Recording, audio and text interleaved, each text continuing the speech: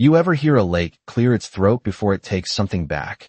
That was the first thing that came into my head at 5:12 that morning, standing on the steel grating above the spillway with cold mist sticking to my face and the smell of hydraulic oil mixing with wet pine.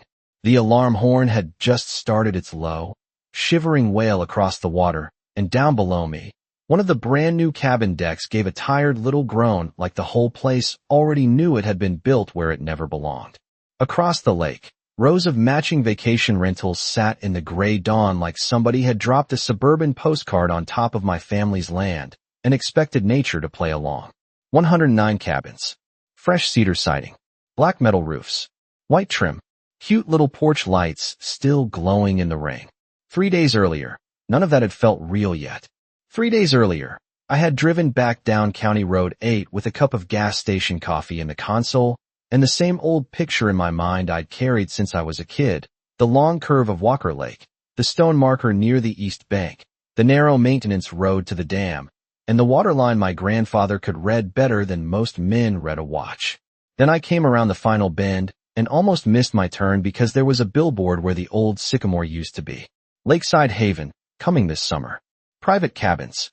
Exclusive views. I remember just sitting there with the engine running, staring through the windshield while the smell of fresh asphalt drifted in through the cracked window. Past the sign, I could see rows of cabins where the lower meadow should have been, and a gravel lot packed with contractors' trucks right beside the shoreline.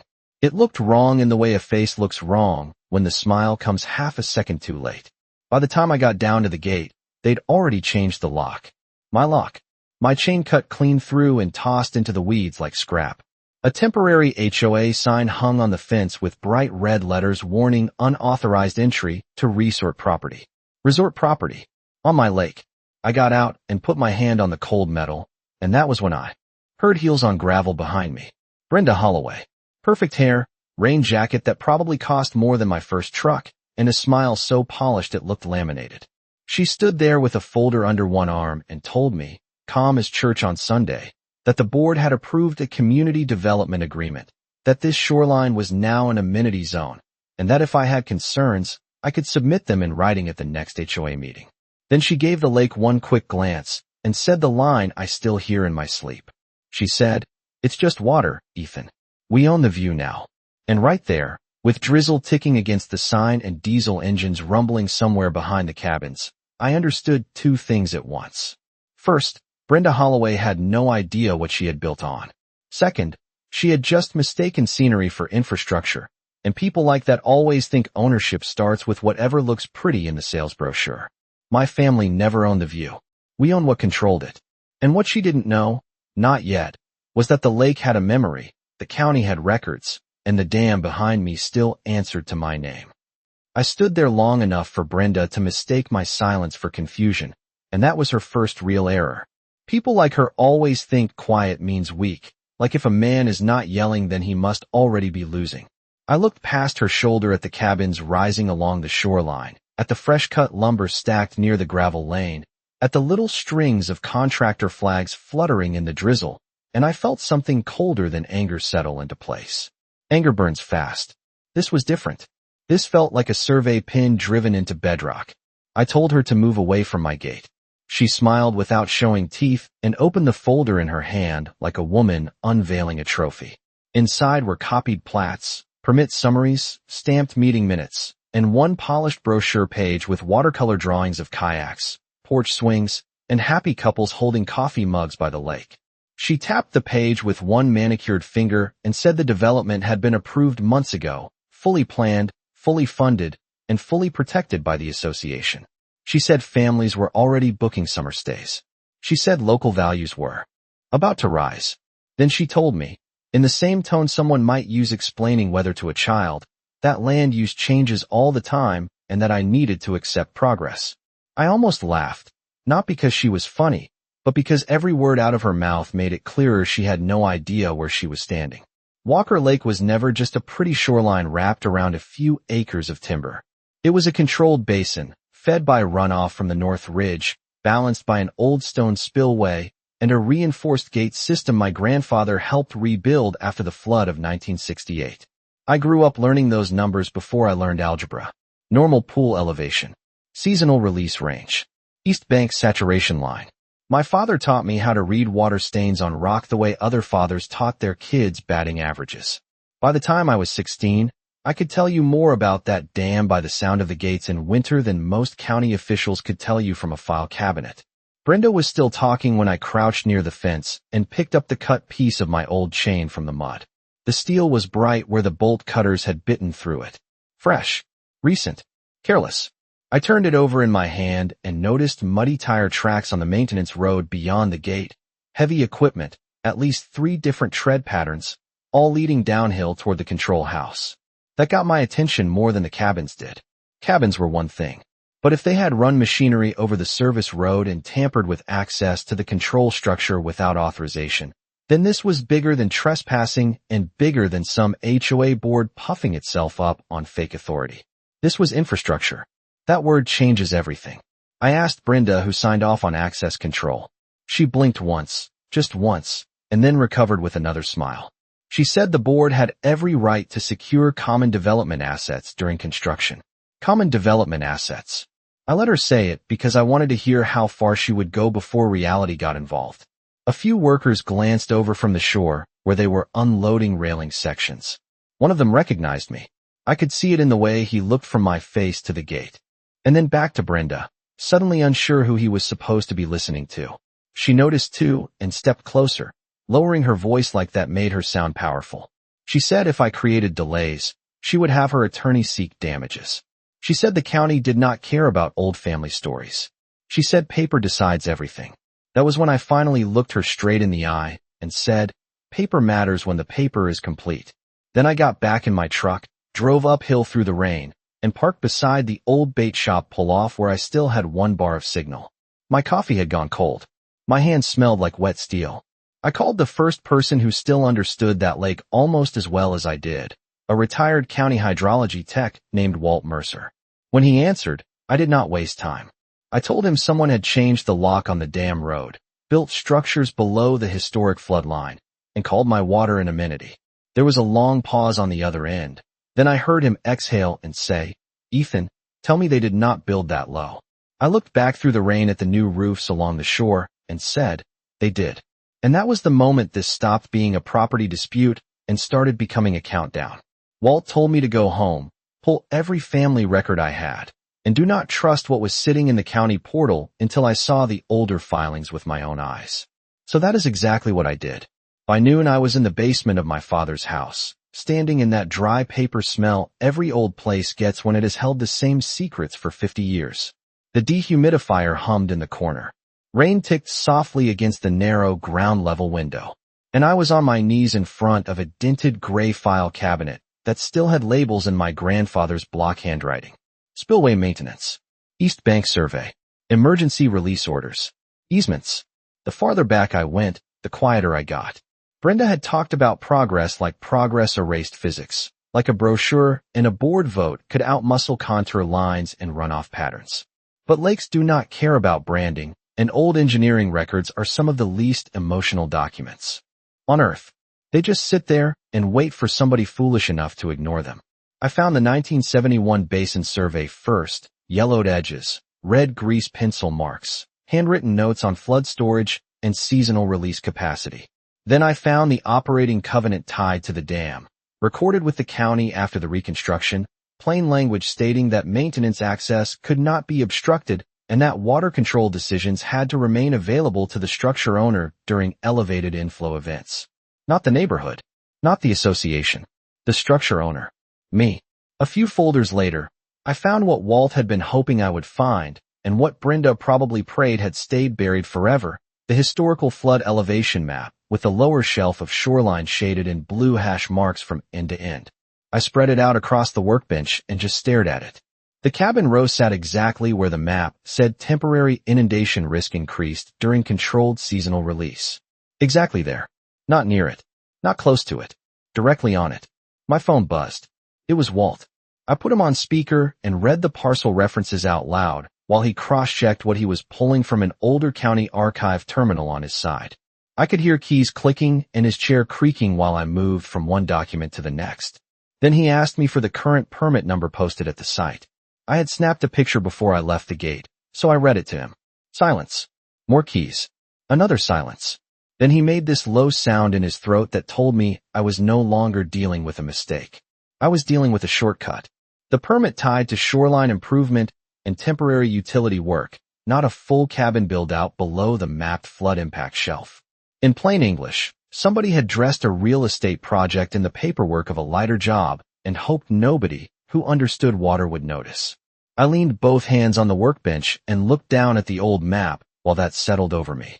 Upstairs, the house creaked once in the wind.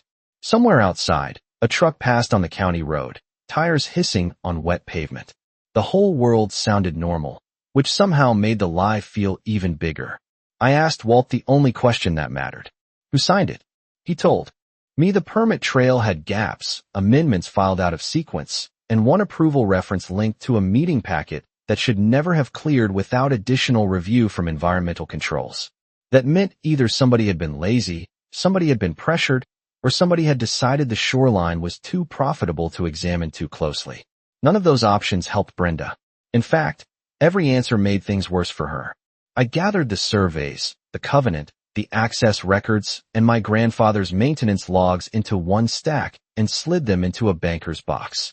Then I added something else, the old spiral notebook where my father used to log water elevations by date, weather, and release timing in neat blue ink. Decades of proof. Not opinions. Not memories. Not family legend. Measurements. Outside, the rain started coming down harder, steady and cold, and I walked to the basement door with that box in both hands feeling like I was carrying the lake's testimony to court. Because by then I understood the real shape of Brenda Holloway's mistake. She had not just trespassed. She had built a fantasy on top of a system she did not control, filed paper that did not match the ground, and locked out the one person who knew exactly how the truth moved when the water rose.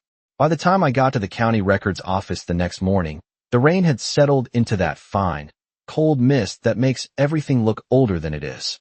The parking lot smelled like wet concrete and pine needles, and my banker's box was getting heavy enough to bite into my fingers by the time I pushed through the glass doors. Inside, the fluorescent lights hummed over faded tile and a front desk that had not changed since I was a teenager. The woman at reception knew my name before I said it. Around here, that can mean one of two things. Either your family has been on the land long enough for people to remember, or trouble has gotten there before you. In this case, it was both. I asked for archived permit packets, variance requests, and environmental review attachments tied to the shoreline development on Walker Lake. She gave me the look people give when they already know the answer is going to disappoint you, then disappeared into the back. While I waited, I watched rain gather on the courthouse windows and slide down in long silver lines, and I kept hearing Brenda's voice in my head telling me paper decides everything.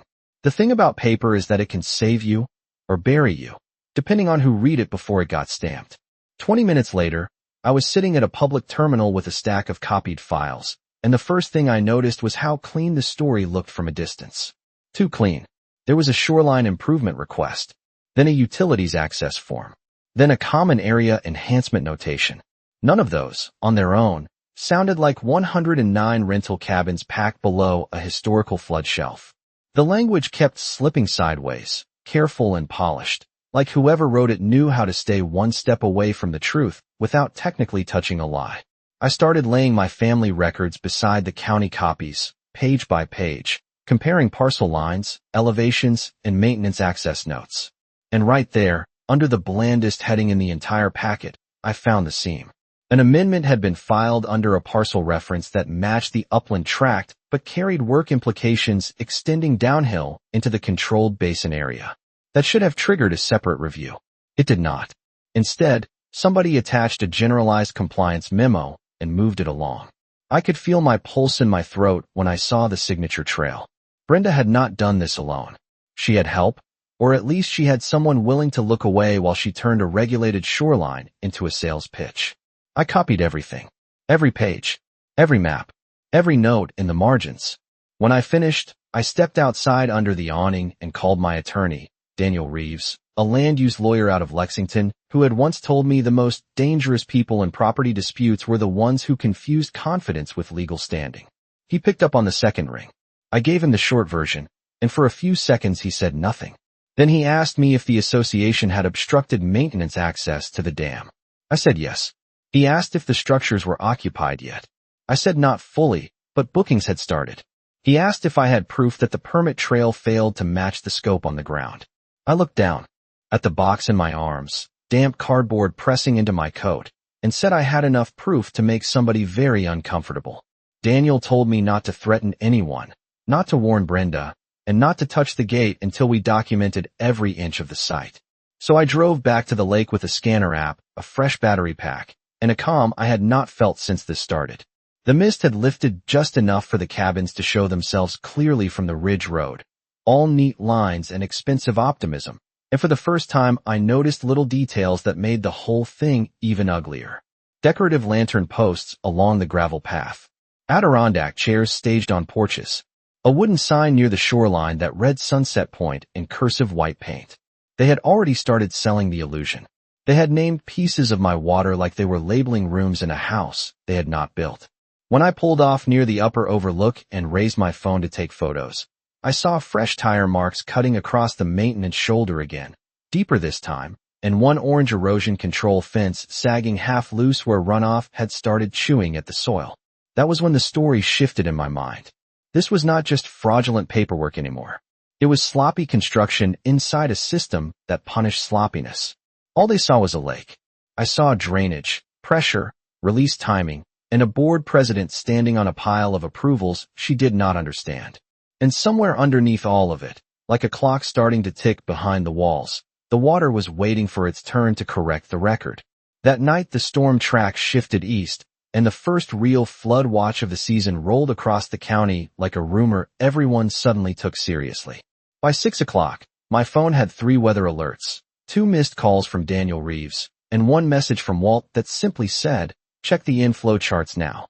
I was already in the control room when I read it. The place smelled the way it always had, damp concrete, cold metal, old oil, and that faint mineral scent rising off stored water when the air pressure changes.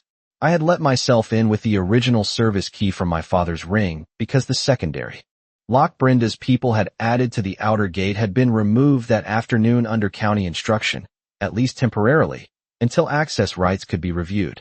That alone told me the ground under her confidence was already starting to soften. I spread my files across the steel work table under the task light and checked everything again. Rain totals upstream, basin storage, current pool elevation, release thresholds, emergency contact chain. Daniel had been clear on the phone. Do not improvise. Do not posture. If a lawful release becomes necessary, every step has to be clean enough to survive a courtroom and a headline. I told him that was the only kind of step I was interested in taking. Outside, rain tapped across the corrugated roof in a steady, patient rhythm. Somewhere down near the shoreline, construction generators hummed through the dark, and every now and then I could see cabin lights blinking warm against the black water like the place was already welcoming weekend guests. It would have been almost pretty if it had not been so careless. I sat at the console and opened my grandfather's old notebook beside the live readings on my tablet. Same lake, 2 different centuries, same truth written in different ink. The numbers were climbing. Not panic fast, but real enough to matter. I called Walt and read them out. He whistled softly and said the North Ridge runoff was coming in heavier than forecast because the ground was already saturated from the previous week. Then he asked the question that had been hanging over everything. How low did they build those front rows? I told him the finished floors looked dressed up and elevated from a distance, but the graded pads, utility lines, and walkway bases sat too close to the historical shelf. He went quiet for a second, then said, "They built for the brochure, not the basin." That was exactly it. Brenda had planned the place for drone footage and sunset bookings, not for the boring, stubborn laws that decide where water goes when a system starts doing what it was designed to do. At 8:15, Daniel called back. He had filed notice requests, preservation demands, and a challenge packet that would force a harder look at the permit sequence first thing in the morning. He also said county emergency management had flagged the incoming rain band and might issue operational guidance before sunrise if inflow kept rising. I asked him the only thing I cared about. If they give the order, can she stop it? His answer came fast and flat. No, not if the structure owner is acting within the recorded covenant and under hydrologic necessity. I leaned back in the metal chair and listened to the rain on the roof while that settled in. Down at the shoreline, someone had strung decorative cafe lights between two of the porches, and their reflection trembled across the dark surface of my lake like a lie trying to look steady. I thought about Brenda standing at my gate with that laminated smile, telling me paper decides everything. She was right about one thing. Paper does decide a lot. The problem for her was that she had trusted the glossy new paper and forgotten the old paper was tied to concrete, easements, and 70 years of recorded water behavior. A little before 9, headlights swept across the service road below the control house. A black sport utility vehicle pulled up near the cabins, and even from that distance I knew the posture when Brenda stepped out. One hand on her hip, one hand holding a phone, looking up toward the dam like she was trying to stare down weather itself. I watched her for a moment through the rain-streaked glass, then went back to the console and wrote the current elevation in my father's notebook with a pen I found in the drawer. The ink looked strange on that old page, like my hand had reached back in time just long enough to sign onto the same fight my family had been having with this lake for generations. Only now the lake was not the problem.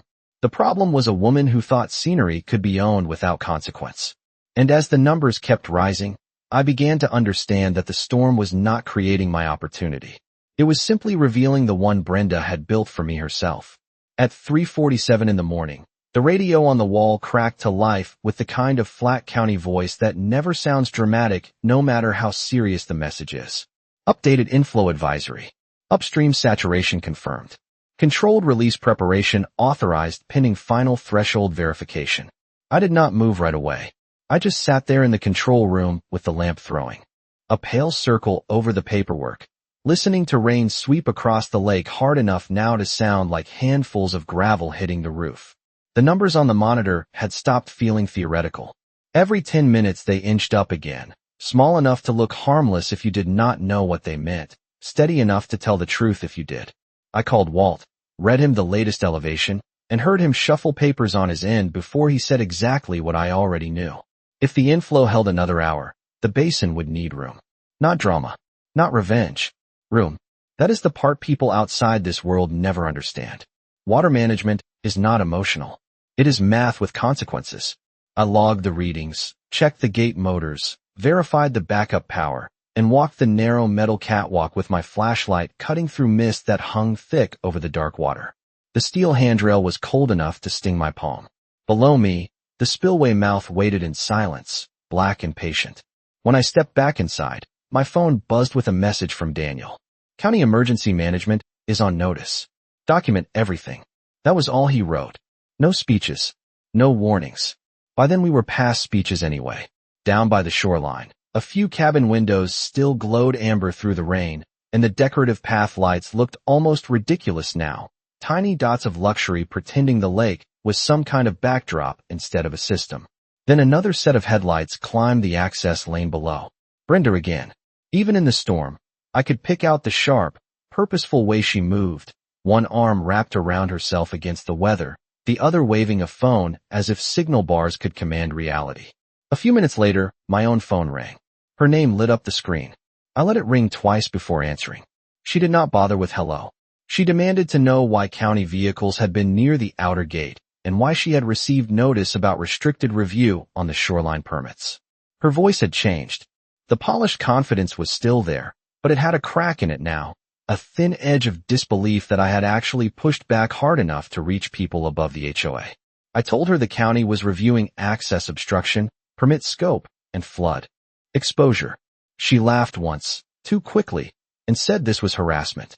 Then she asked if I was inside the control house. I looked through the rain-streaked glass at her figure near the lower road and said, I am where the recorded covenant says I am allowed to be. For the first time since this started, she had no smooth answer ready. All she said was, you would not dare. I glanced at the rising figures on the console, the open notebook with my father's handwriting, the stack of copied county files, and the live radar image blooming red over the North Ridge. Then I told her the truth in the calmest voice I had used all week. This is not about daring, Brenda. This is about what the lake requires. She went silent after that, and I could almost feel her trying to decide whether I was bluffing. That was the thing about people who spend too long getting their way with paperwork and committee votes. They start to believe every system is made of opinions. They forget some systems answer to weather, concrete, gravity, and signatures recorded long before they arrived with branding packages and rental projections. At 4:26, the county call finally came through. Final threshold verification confirmed. Controlled release authorized under standard operating limits. The voice on the line was efficient, almost bored, but to me it sounded like a vault opening. I wrote down the time, the authorization number, and the name of the official giving it. Then I set the receiver down, rolled my shoulders once, and rested my hand on the cool metal control lever. Outside, the storm pressed against the lake like a weight. Down below, 109 cabins waited in the dark, built on the assumption that pretty views mattered more than old water. What Brenda did not understand, not even then, was that nature never hurries and never argues. It just arrives exactly where bad decisions left the door open. The county authorization number was still wet in my handwriting when I wrapped my fingers around the control lever. For 1 second, I just stood there listening, to the rain hammering the roof, to the low electric hum in the panel, to the deep, quiet pressure of a full basin pressing against concrete older than Brenda Holloway's entire little kingdom of brochures and booking deposits. Then I pushed. The first movement was almost gentle, a stiff metallic resistance followed by a slow mechanical give, like the dam itself was waking up and remembering its job. Somewhere below the floor, gears engaged with a hard iron clack. A warning horn rolled out across the dark water, long and low, and the gate motor answered with a rising grind that vibrated through the soles of my boots.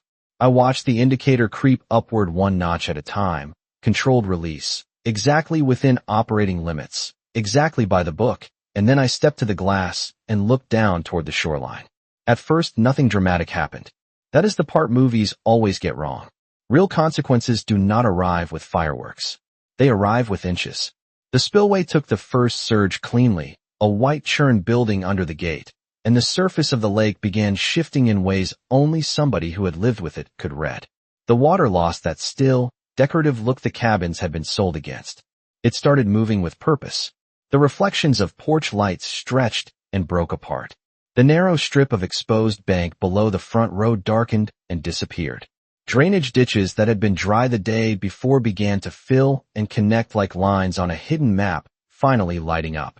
My phone started vibrating on the steel console before I even reached for it. Brenda. I already knew what she was seeing from down there. The first little signs that the land beneath her perfect development was not actually stable scenery, but part of a living basin responding exactly as designed. I answered and heard wind and rain around her, then her voice sharp and high, asking what I had done. I kept my eyes on the gauge while I told her the same thing I would tell a judge, a reporter, or anybody else who asked. I initiated a controlled release under county authorization and recorded covenant. She said guests were going to panic. I said then she should not have marketed temporary ground, like permanent waterfront. She said I was trying to ruin her. I looked through the glass just in time to see one of the decorative Adirondack chairs on a lower porch tip sideways and slide a few feet as runoff slicked the deck boards. Not destruction, not chaos, just the first quiet correction. I told her I was not ruining anything. I was operating infrastructure she never had the right to obstruct. She hung up on me. Down below, work lights snapped on one section at a time. Doors opened. A few contractors in ponchos came out onto the gravel paths and stood staring toward the water line, then toward the dam, then back again, as if they could not decide which thing they should have respected first. I logged the first release interval, adjusted to the next approved setting, and heard the motor deepen in pitch as the gate lifted a little higher. More white water. More movement along the lower shelf. The wooden sign that read Sunset Point leaned once in the wet ground, then crooked half an inch farther to the left like even it was embarrassed to still be standing there. By the time the county truck headlights appeared at the upper access road, the truth was visible from every angle. Those cabins had never been sitting beside the basin. They had been sitting inside its memory all along.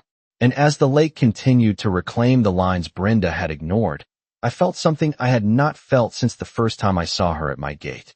Not anger, not triumph, just certainty.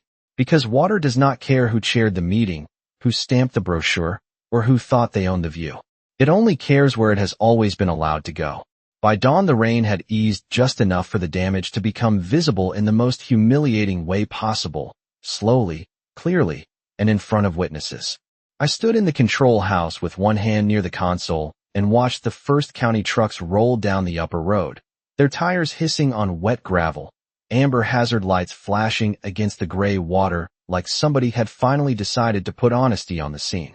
The front row of cabins was not collapsing or washing away the way dramatic people imagine these things. It was worse for Brenda than that. They were settling into the truth. Lower walkways had gone dark under a few inches of cold lake water.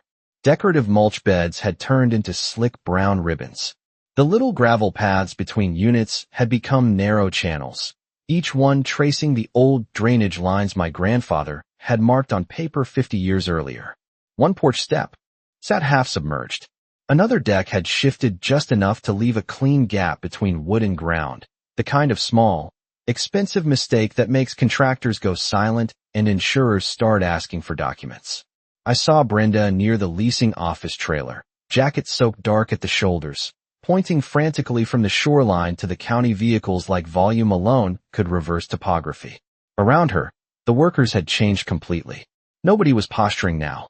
They were looking down, taking pictures, checking utility boxes, scanning the waterline with the stunned expression people wear when they realize the land has been speaking the whole time and they were too busy selling it to listen.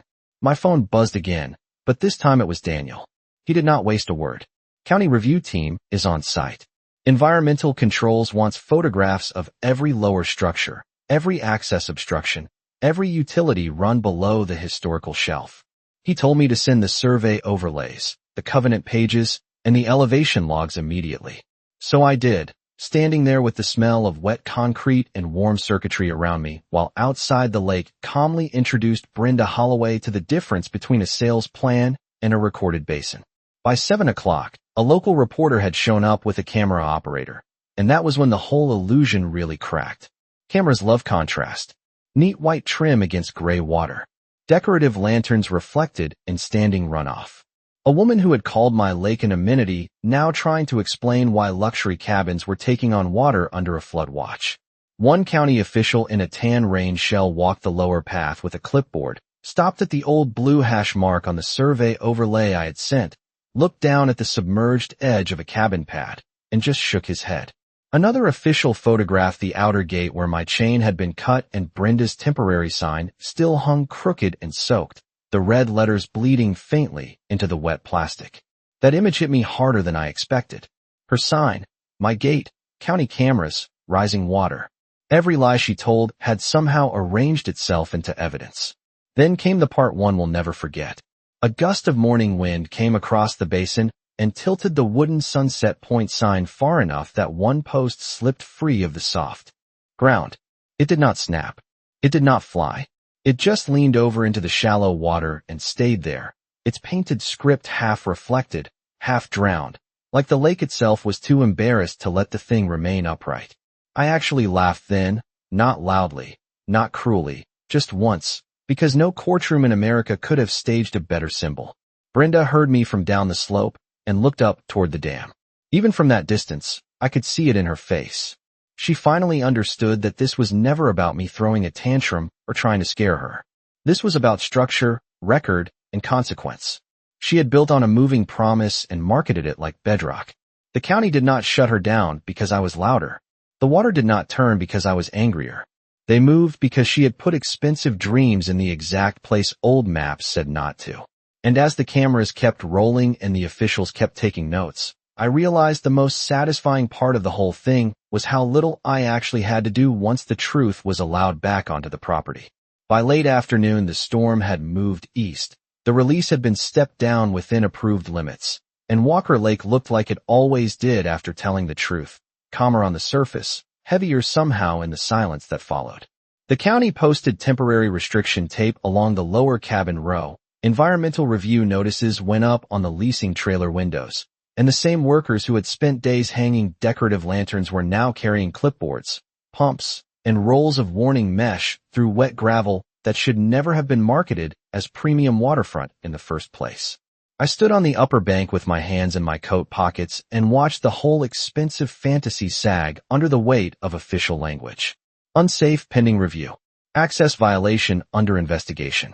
Permit scope discrepancy. Those words do not look dramatic on paper, but I have learned they hit harder than shouting ever does, especially when cameras are still around and everybody in town is refreshing the local news page on their phones. Brenda Holloway tried one last time before noon. She came up the service road in rain boots that were too clean for the mud she had made, stopped 10 feet from me, and held herself together with that same rigid posture she had worn the day she told me they owned the view. Only now there was no polish left in it, just strain. She said this could still be fixed if I cooperated.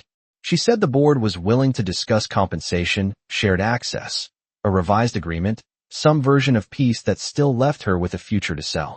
I listened to every word while the wind pushed the smell of wet cedar and lake water up the slope between us.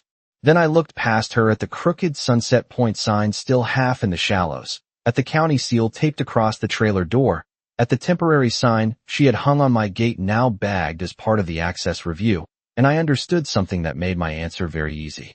People like Brenda always think justice is a negotiation because they only respect outcomes they can still rebrand. I told her no. I told her the county would decide the permits, the court would decide the liability, and the lake had already decided the rest. She started to say something about what this would cost everyone, but I cut her off with the calmest sentence I spoke all week. You were right, Brenda. Paper decides everything. You just backed the wrong paper. She did not have a reply for that. She turned, looked down at the cabins one more time, and for the first time since I met her, she looked small against the basin. Not because I humiliated her. Because the place she tried to dominate had finally answered back in a language she could not outtalk. Over the next few weeks the headlines did what headlines do. Review opened. Booking suspended. Insurance contested. HOA board under scrutiny. None of it was loud for very long. Real consequences rarely are. They arrive as letters, hearings, survey flags, inspection photos, and signatures that no longer line up the way someone hoped they would. By the time the water settled fully back into its ordinary range, the county had restored my uninterrupted access rights to the dam. The lower development was frozen, and the board had started quietly distancing itself from Brenda like she had acted alone, which we all knew was not true but no longer mattered to me. What mattered was the sound I heard that evening when I walked back out to the control house with the sky clearing over the ridge. No horns. No arguing. Just wind in the pines, and a clean ribbon of water moving through the spillway exactly where it belonged. I stood there until the last of the daylight went silver over the lake and thought about my grandfather, my father, the old notebooks, the red grease pencil on the survey maps, all those patient records waiting for somebody stubborn enough to use them. Brenda thought ownership was a sign, a meeting vote, a brochure, a better lock on the gate. She never understood the first thing about this place. My family never owned the prettiest part of the lake. We owned the part that mattered when the weather changed. And in the end, that was all justice needed.